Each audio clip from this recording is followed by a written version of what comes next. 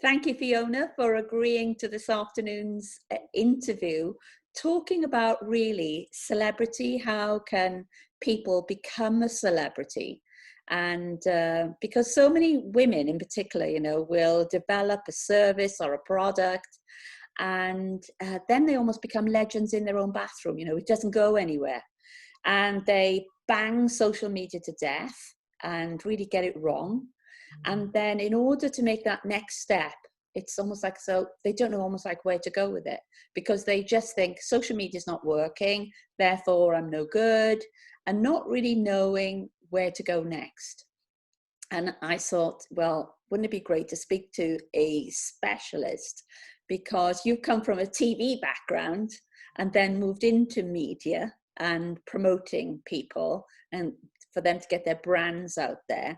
So can you talk to us a little bit about your role? Because I know from experience, somebody who's running a business would come to you if they want to get on the telly or want to get on the radio or want to get in the press, but they really don't know what you do. And they really don't know what they need to do to get the best out of working with somebody like you. So it'd be really great for us to understand, what does somebody like you do? Okay. Well, I always describe it, you're right, people don't know, and will often have fixed ideas of what it is to work with an agent or a consultant like me. The first thing to remember is how I describe it is that I like to be a journalist for you and your business. So I'm going to treat you like a story, like any story I would do when I was working in TV or when I was working in newspapers or when I've done radio interviews. And then I will explain that the best stories don't come from products or services, they come from people. And if you look across the media and you look at people that you look up to, or brands you look up to, more often than not, you will find there's a person associated with that brand, a founder or someone very colourful, and the personality is very, very important. And a lot of women in business, they're in a hurry to sell their stuff without realising that actually people do business with people, and then they buy stuff from the people that they like. So really with me, there's an education process of me understanding where they're at in their thinking first, because it might be, Cheryl, that I say, do you know, you're not ready for me yet. You need to go away and do A, B, C, and D, and then we'll have a conversation. Or maybe they are ready. Their business is at a place where they're ready, but a common one I get is, but it's all about the business. It's got to be all about the business. And I always say, no, for the media, it's all about you. It's all about the people, and the business is secondary. And once you get your head around that, life becomes a lot easier for all of us. All right. So what would they need to do then to prepare? Because I know a lot, I'm a woman myself. I'm forever thinking, I'll do that once I've lost this weight, or I'll do that after I've done my branding, or I'll do that.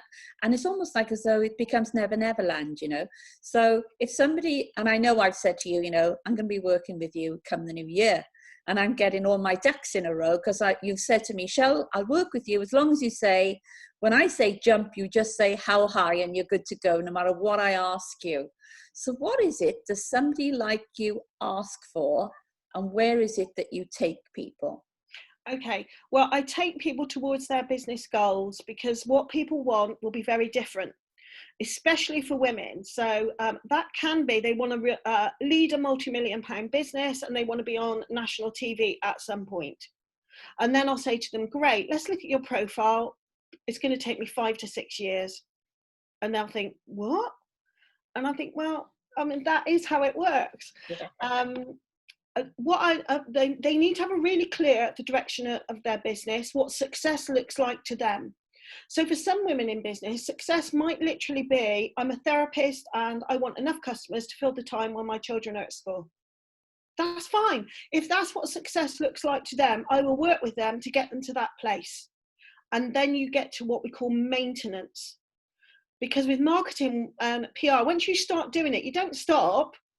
It gets more, it doesn't get less if you're going in the right direction. other people might want a charity and they want to be, I want to be a voice campaigning for issues around domestic abuse, whatever it might be. Everybody's goals are different, and someone like me needs to really understand that. And then we need to look at the financial health of the business, because where is the money going to be coming from? And you need to look at, I might not look after all of it, but I will know what needs to be done. And sometimes I'll say to a businesswoman, I'll say, look, your website it's not clear. I can't tell what you're doing on that website. Now, either I can rewrite it for you and bring someone in to do it, or you go off and do it. The choice is yours. But that website, you know, if I want my precious media contacts, whether they're local, regional or national, if I'm pointing them to your website, it's got to say exactly what we want it to say. It's got to have the right assets and information. They got to know when they land on that website, that is you. That is the person that I have introduced them to.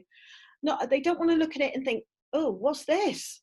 You know, oh, I've got to click 10 times till I get that information. So websites are critical, really, because your online digital profile for the media is important, because they will check you out. Okay, because think of how the media works. They tend to be freelancers. And these journalists will write, generally they will write across multiple outlets. So when they're writing on a subject and they're looking for a case study, they might get 20 options. And I know that my clients might not have the best story, but all their assets are going to be in place. When someone clicks on that website, they'll, you know, or does a Google search, they're going to see they've been in the local paper 3 times in the last year. And all of that bumps you up the ladder, because the journalist gives them confidence. And then I'll say to them, and I have high quality pictures that I know are of a national level from the beginning, because that's what we've agreed, the client and I have agreed. And I know the pictures themselves can be the thing that gets you over the line. That journalist knows I am going to meet the deadline. So it's understanding, when it comes to media relations, how the media work and what they're looking for to give them confidence.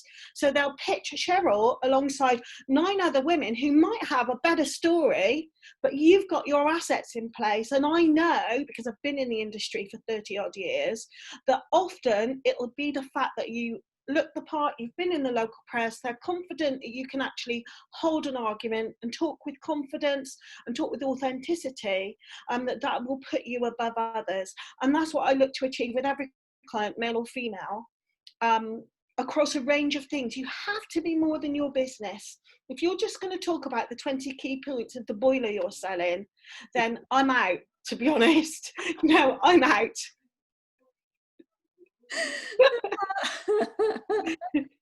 It's so funny, isn't it? Because, you know, I know women even shy away from doing a business plan. Yeah.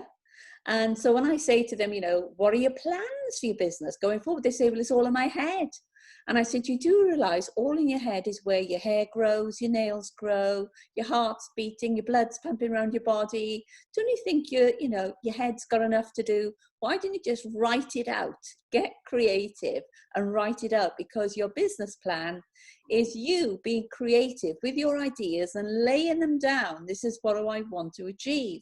And when you think of, you know, that plan, that business plan, that starting point is it's almost like their passport to travel, you know. Why haven't you got your business passport so everyone knows where you've been and where you're going? So I would say, you know, from my perspective, somebody needs a plan of what it is that they're trying to achieve and how much money they're going to earn, because how much money they earn is going to then relate to how much money they've got available to work with somebody who's going to raise their profile. What are the practical things? You've mentioned photographs, you've mentioned a website. I know, you know, some press agents ask for almost like a personal profile and a business profile. What other things do women need? What would you be asking for? Okay, well, what I would do with them are, you're right, professional photographs are a must. And these are not selfies. They're not taken by your mate's best friend. During lockdown, the media have been more forgiving, but the national press have never been. and they call them collects, collects, collects. They want good imagery, and the imagery must speak to all of who you are. So this might be Fiona's the professional woman, Fiona as someone who's relaxed, Fiona who's a mother, Fiona who's a bookworm, Fiona who likes caravanning. You've got to the pictures have to embrace as much of your personality as they can, and as much as you can afford. There has to be a minimum level of photographs. And also for women, they'll need to be retaken fairly regularly, because we do tend to change the way we look. Our hair. Yes, hair. I do too. I'm getting my hair cut soon, thank goodness. Hair colour, and it's also another thing with women, embracing who you are. I want to be 4-stone lighter and in my 20s, but I'm not. And many women will do things like they'll have photo shoots and they'll be so airbrushed. They'll look in there like, oh wow, either in their 20s or ageless. But that's a mistake. And the reason for the media, that's a mistake. Well, on your social media, if you use pictures like that, and then people meet you in the flesh and you're clearly 30 years older, people feel slightly deceived. Come on, let's be honest. You feel slightly deceived, male or female, and you think, oh, actually, you're a good bit older than that picture. But with the media, it puts them off. And the reason is, with the media, it's particularly national media, they write for a very clear audience. And that audience will often be defined by age. So I'll often say to women in business, you have to be okay with saying, Fiona, brackets 54, has run her own media consultancy for the last years, and feel very comfortable and embrace who you are now, because actually that makes you more attractive to your audience and more attractive to the media before you start launching into products or services. Introverts and people who are shy, male and female, find this the most difficult thing to grasp. They really, really do. And it's something I'll deal with straight away. So photographs are important, and they must be authentic as to who you are right now. That's a good one for me. I would have thought but now you say it, it sounds, so it just so makes sense, yeah? Because sometimes you think, well, I'm only, say for example, you were a business coach, only having photographs of a business coach, that's really boring, isn't it? Because usually they're interested in the other aspects of who you are and what you do. I can remember once a local paper, they wanted to come to my home, and they did a series of photographs in my home. And I think the title was, Cheryl Bass, in her own castle or something like that. And you could see, they were really interested more or less on where do you live, yeah?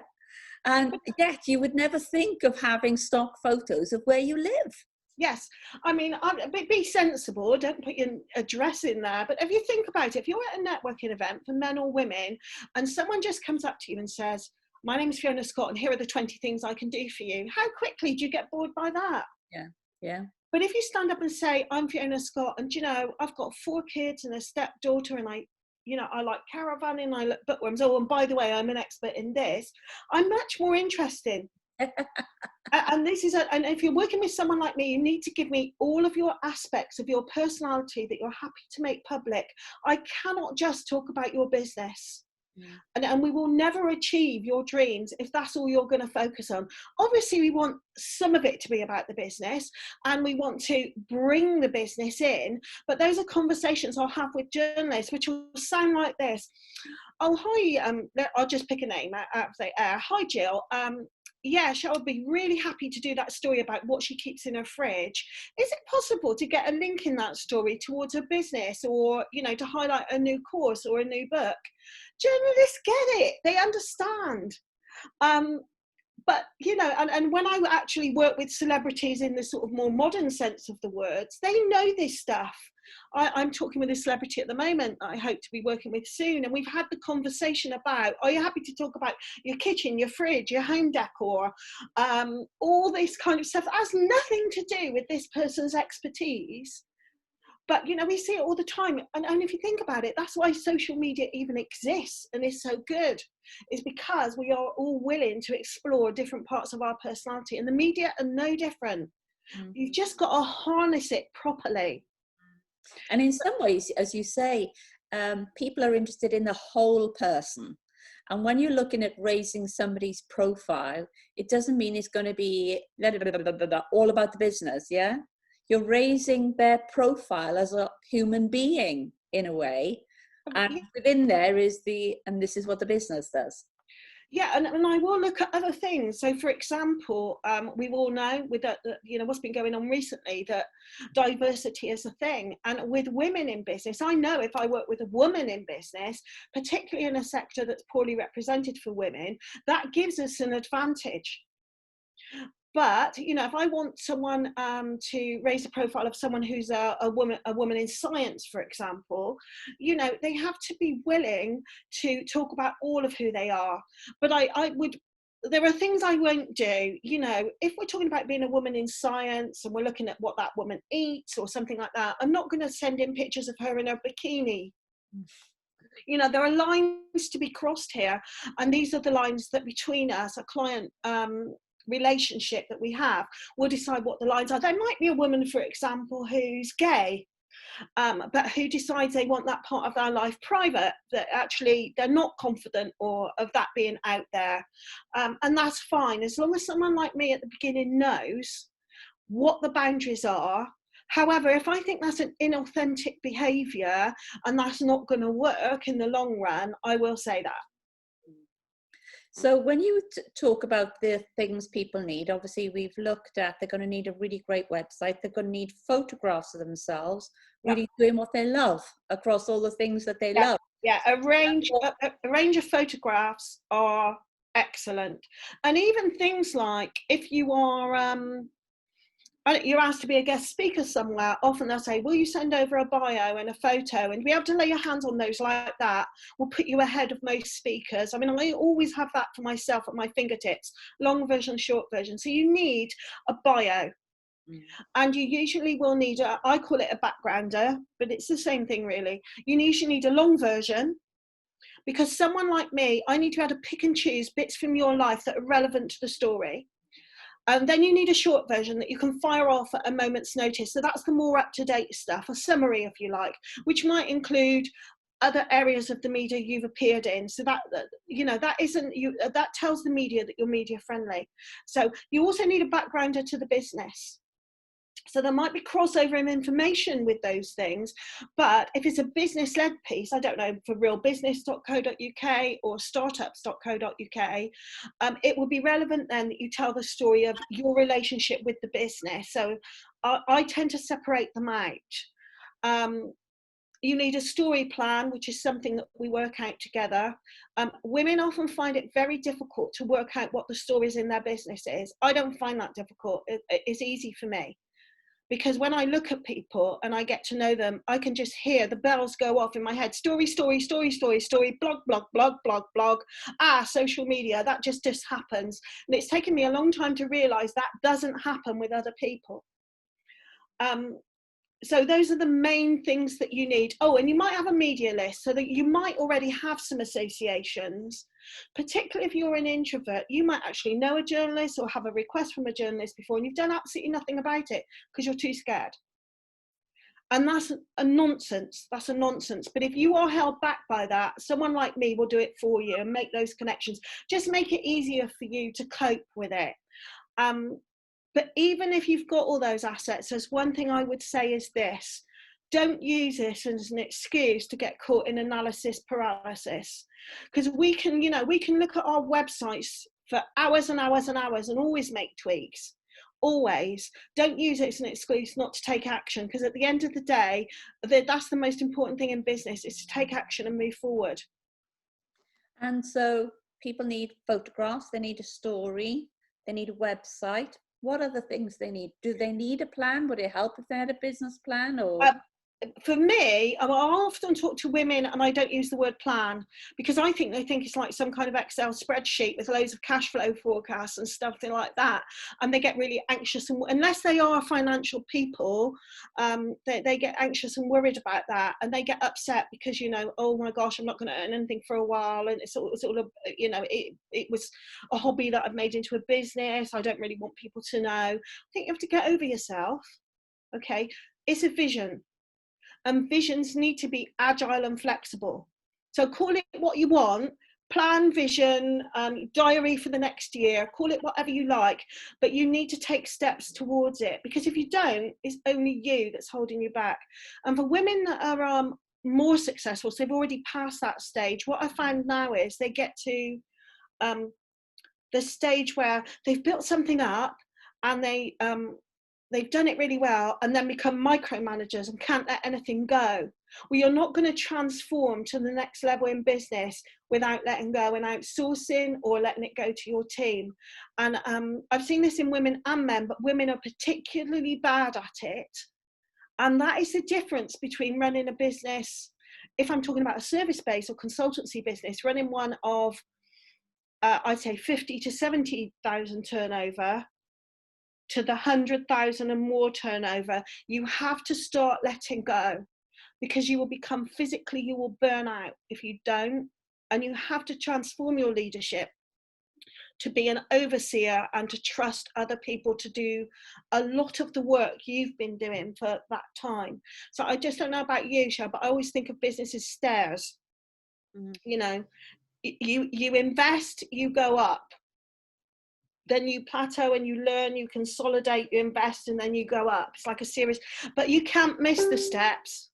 You think you can, but as soon as you miss it, I can give you one example. I had a period of time with a Dragon's Den entrepreneur, a woman, who did very, very well, took on all the marketing, did really, really well.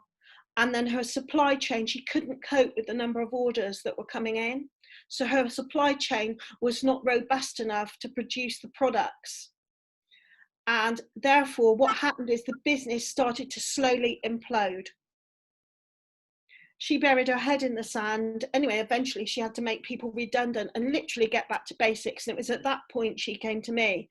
She'd used a very big, expensive PR company in London. They had done what PR companies and marketing companies should do without having a view to whether the business was robust enough to cope with that. And that's another key thing.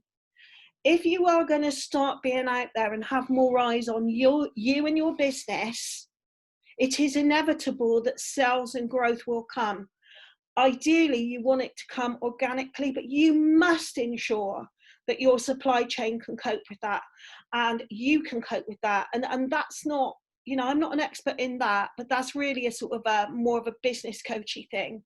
But, you know, you can get into terrible trouble and end up back at square one if you move too quickly. Right.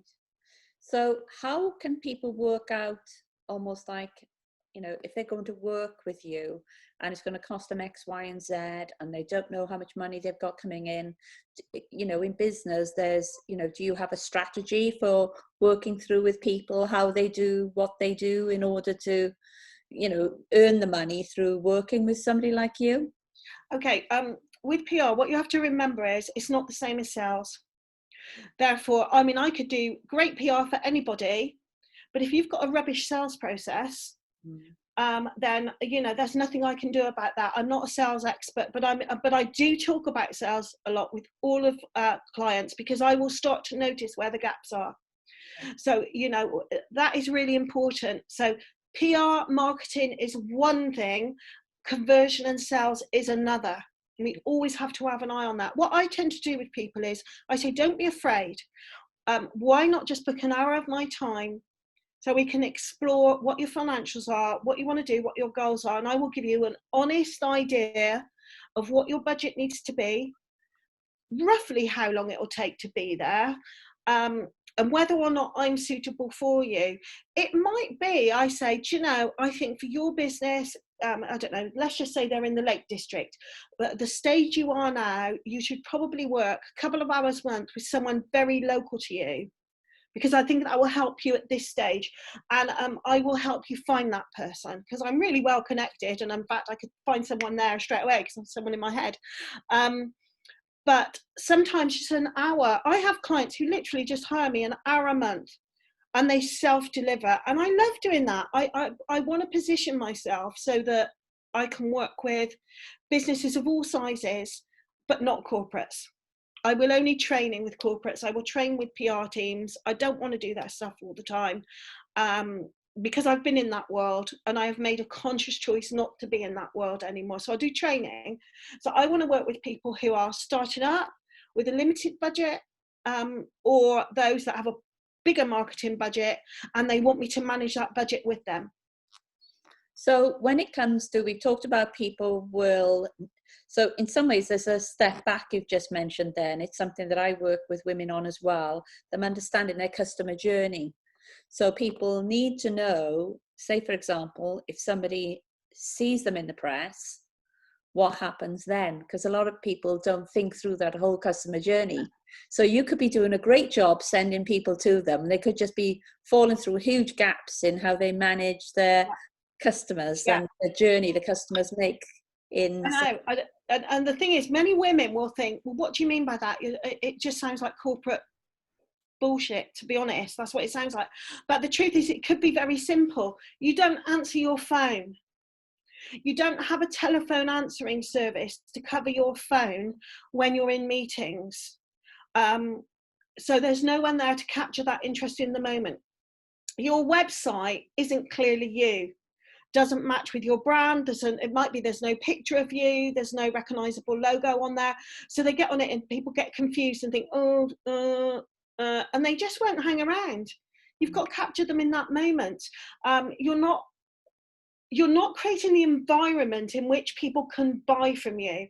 Now, with the media, it doesn't matter if you get an article in your local high street news. As soon as it's online, it's global and it can be shared. And indeed, part of the strategy is to ask your contact base to share. I always say to clients, try and get 5 people that you trust to share and offer to do the same for them. So you are going to get a spike in interest.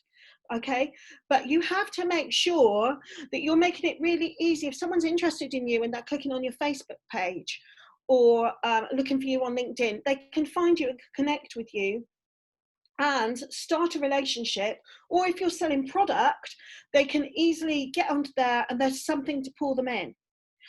My product-based clients will often do things like, they know there's a spike in interest coming because a story's gone out.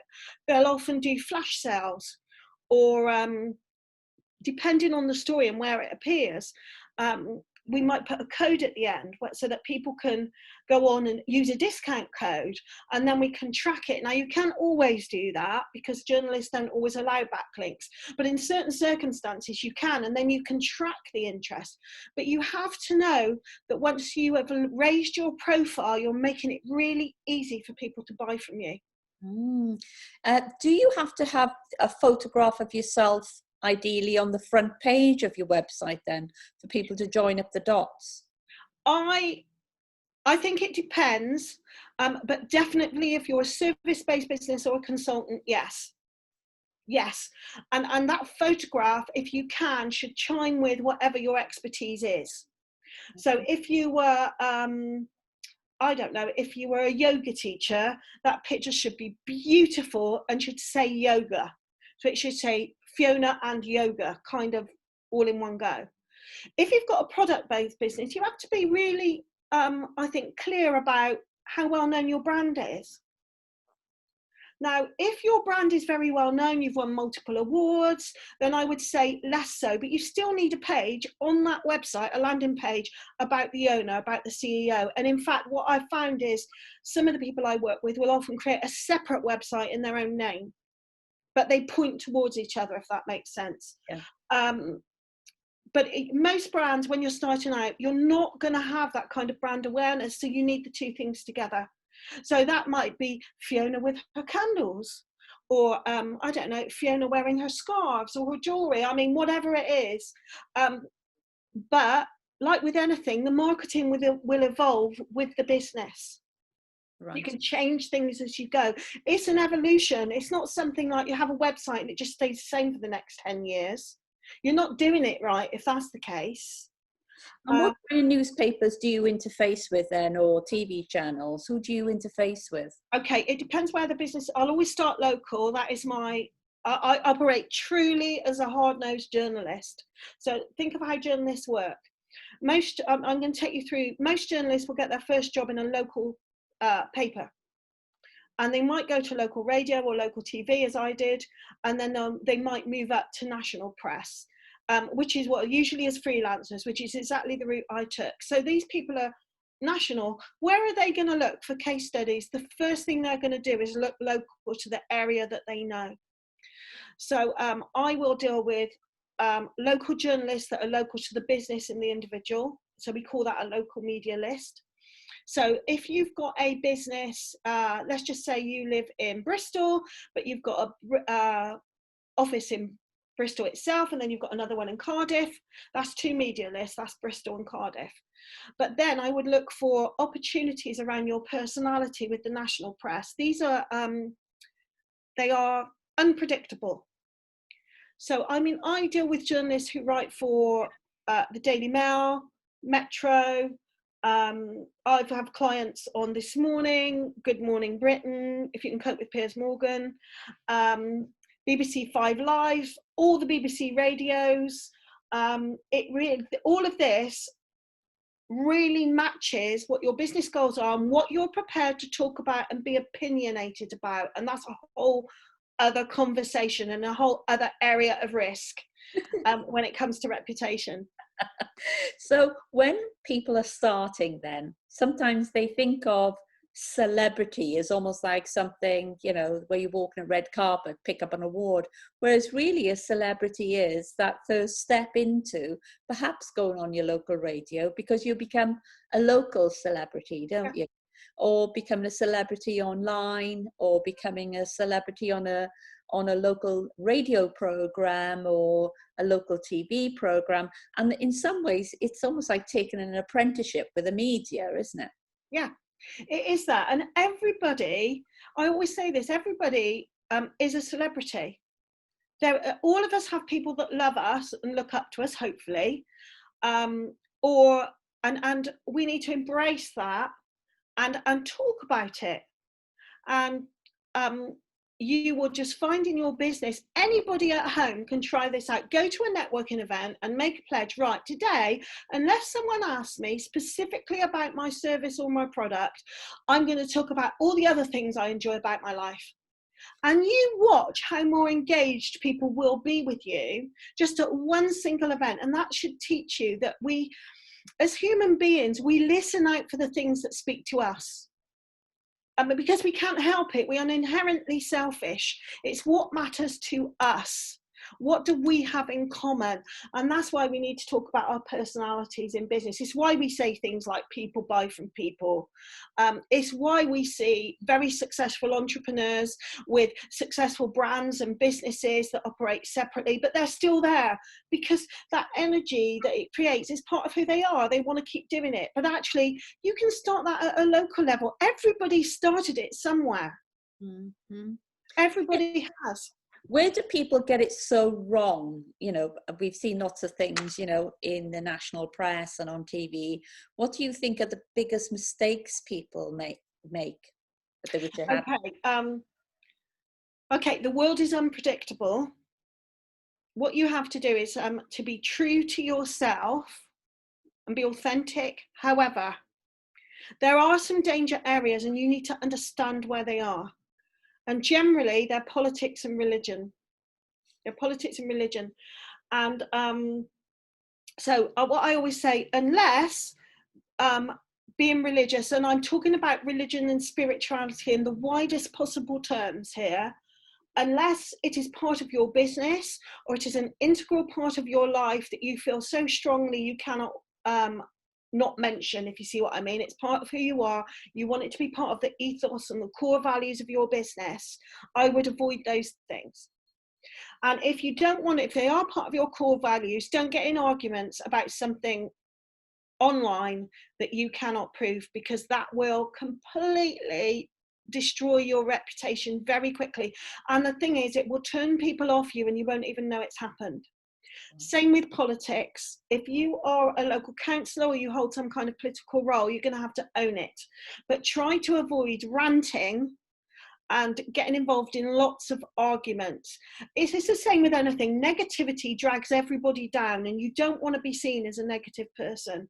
At this particular time, I identified, along with loads of other PR people and media people in lockdown, that caring and compassion was going to be really key. being helpful, being full of empathy, regardless of whether your business was affected or not, being judgmental, being cynical, not paying your bills, all these sorts of things would be negative to your business. And we've seen it. And I think that we will see it massively we will see it at both a very local level and at a national level as things get back to the new normal. You will see those brands like Britannia Hotels was one who immediately just sacked all their staff and threw them out of the hotels because their job was at home. People like that will have a huge mountain to climb in terms of reputation. So what I would say is try not to stress too much, just apply common sense. If you see someone talking about stuff and it makes you feel uncomfortable, then you must apply that same feeling to your business, if that makes sense, or to your consultancy. So if you're offering consultancy services and you're a very committed Christian, and you start saying that you only want to work with committed Christians, that's fine if that's one of your core values. But if it isn't, you could really put off people who could really value what you do. I can give you an example. I'm quite a spiritual person, both in the world of God, if you like, and I'm interested in energy and spirit and all of those things. They often don't go together, but for me they do. But if I were someone who's a professional psychic, there are all sorts of difficult rules around being able to promote them. All sorts of rules. Another business that's tricky would be if you were selling sexy underwear or adult toys, let's say, or something like that.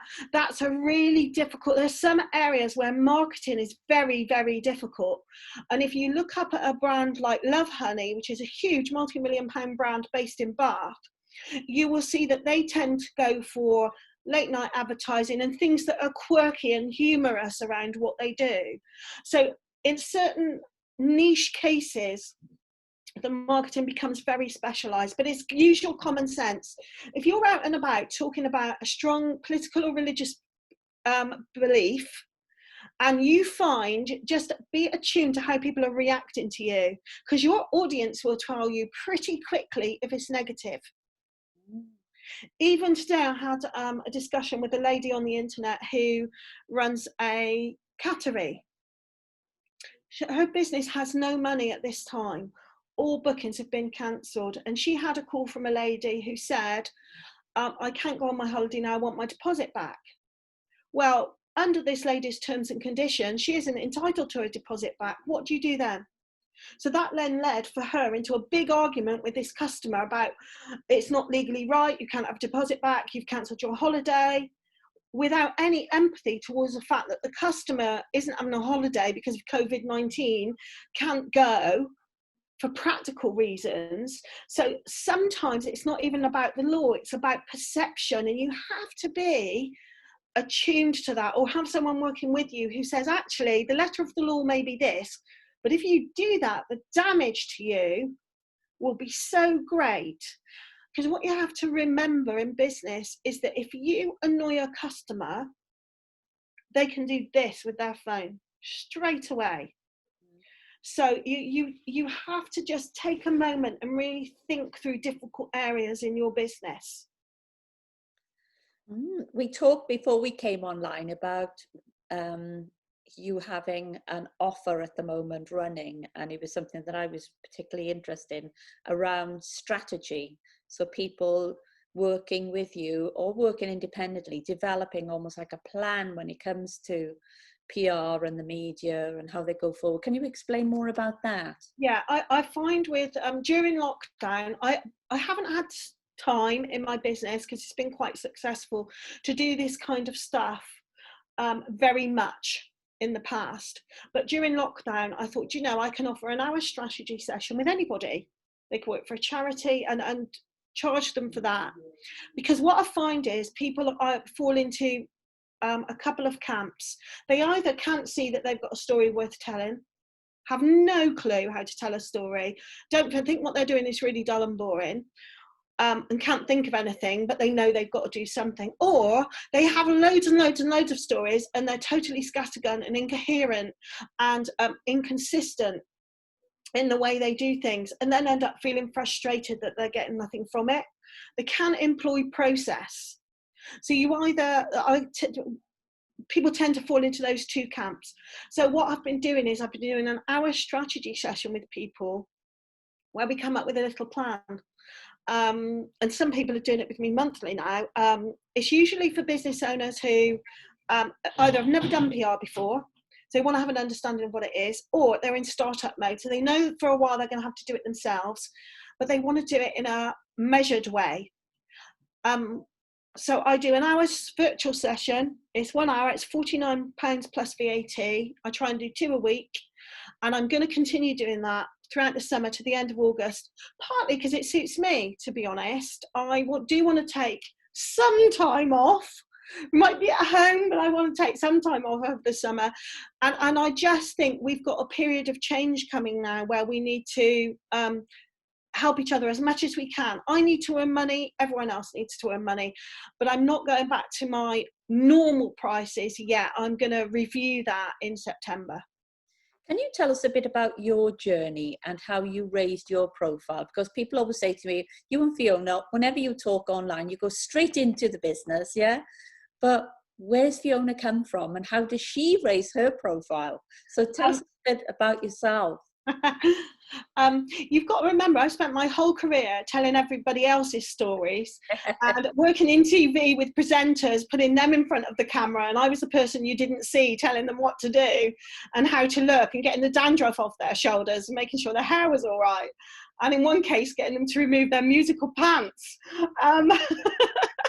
But I was business editor of a newspaper during my career, and I learned such a lot, more than I realised during that period of time. And what I learned when I went into my own business was that I had my skill set and what I could offer, but I knew at least half of my time should be spent promoting myself. There were 2 reasons for that. One was I didn't want to work in the corporate sector, so I wasn't looking to become immediately a VAT registered limited company, applying for tenders and bids. I wasn't going to be in that space. I didn't want to be in that space. I had to focus on me. So that was really uncomfortable for me because I'm not a corporate person by any stretch of the imagination. I'm, at that time I was 42 years old, grey-haired, overweight mum, and I had to just separate how I felt about that and understand that I was the big business asset. And it takes time, even for somebody like me. It takes time. But what I did do was I did my bio. I had professional photographs done from the beginning. And the other thing I did was, because I give a lot of talks and things like that, was wherever I could afford to have a professional photograph taken, I would employ a photographer to come to events with me, or I would buy a photograph from that event if there was another photographer. So that is really, really important. I tend to make sure I'm consistent on where I'm posting. So I live mostly on LinkedIn, Facebook and Twitter. Twitter's great for journalists, by the way. I'm not so much into Instagram. I get it, it's a powerful medium, but for my type of business, it's not great for me. It's something I play about with. In Pinterest is the same. I'm very visual, so I get those platforms, but they don't drive my business. I have a really good understanding about that. And I show up. I might choose where I show up. And recently, I was told by my business coach that I wasn't doing my own PR. I wasn't telling people what I was doing. I would talk about it on social media, but I wasn't doing any blogs really, and I wasn't sending them to my own local media. And I realised they were right. I'd kind of let that slide. So I employed a PR person to do my PR, which sounds nuts. But actually, if you sit back and think about it, it's a sign of development of your business. Because sometimes you're so in the day-to-day looking after clients that you miss the good stories in your own business, which is a PR business. And so I now have a lady who works with me to tell my stories and to say, Fiona, you haven't told me about that. And it's really it's a journey, and it's a journey we keep going on. And it is always more exciting to tell other people's stories than my own.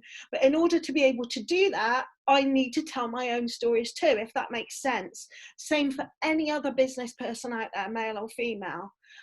This may be uncomfortable.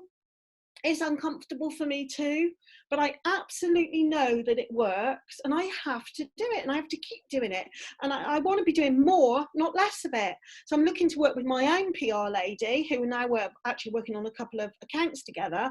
I want to work with her more, not less. So it really is about embracing who you are. I know we're coming to the end of our time together this afternoon. I'd like you to leave us with almost like your top tip for somebody. You know, if you were to give them one piece of information that they really should know about, you know, how to elevate themselves in the media, what would your top tip be? Do you know, it would be, don't be afraid of the media.